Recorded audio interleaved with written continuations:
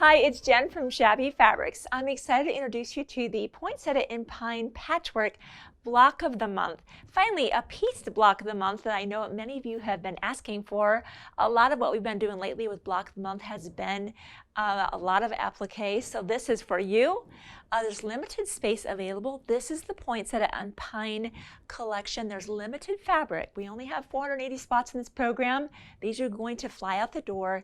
If you want this program, be sure to jump into it right away. And how we'll be running this will be starting in February of 2020. It'll only last for 7 months, and that's because you'll be making 2 of the same block. There's 12 blocks total.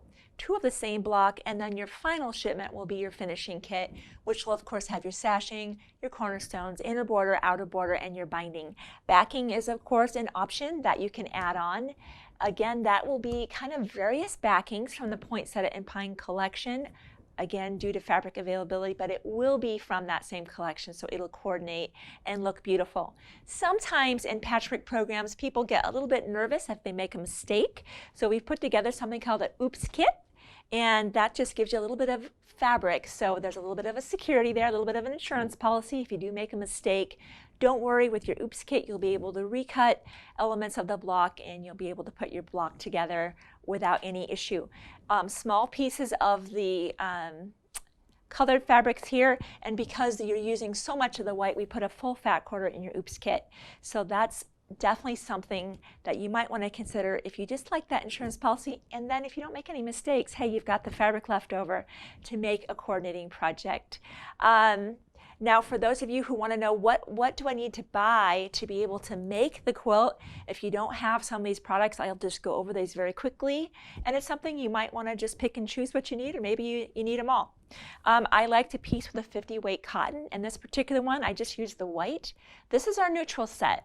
So if you think you'll be doing a lot of piecing with a variety of colors, you might want to consider the neutral set, or maybe just buying the individual white to piece the project.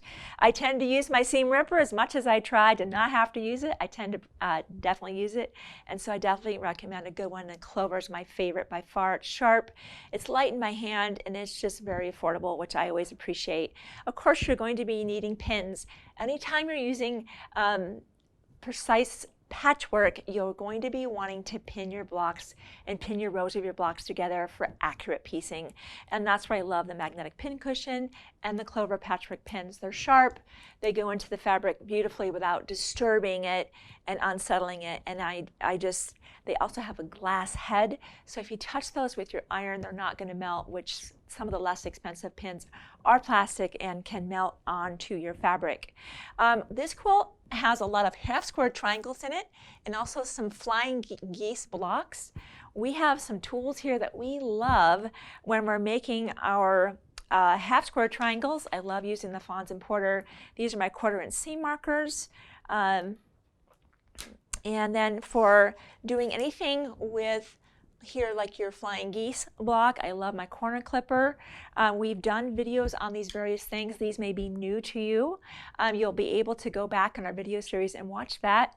But one of the things I also want to mention before I go into the other products is we're going to have an exclusive Facebook group that you are able to join when you are part of this block of the month, and we'll be offering some tips and techniques exclusively to members of the block of the month program to show you how to use some of these tools, answer your questions. We'll be able to share pictures of your blocks, and it's a really fun social opportunity to get to know other people doing the same block of the month. Some of our other favorite rulers we'll be using in there. We always love this. It's got the nice way to square up a flying geese block. You'll be doing plenty of those in this block of the month. The 7/8 inch ruler. Whenever we're doing half square triangles, we're often cutting a measurement with a 7/8, in this case 2 7/8.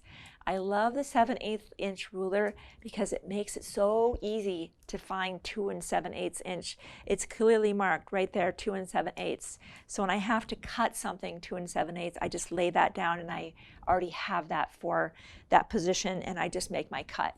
So I really love that ruler anytime I'm doing that. And of course my big ruler, my 6.5 by 24.5, that ruler really does everything. Anytime I'm cutting any kind of width of fabric, cut. Of course, I'm always starting off with that and then working my way into the smaller rulers. So that's just some of the products that are things that I have found helpful to put together this project. They're absolutely not mandatory. I don't want you to feel the pressure that you need to grab those. But a lot of times we get those questions of what would you recommend that I would get in order to be able to make the beautiful quilt behind me. So again, we have limited space.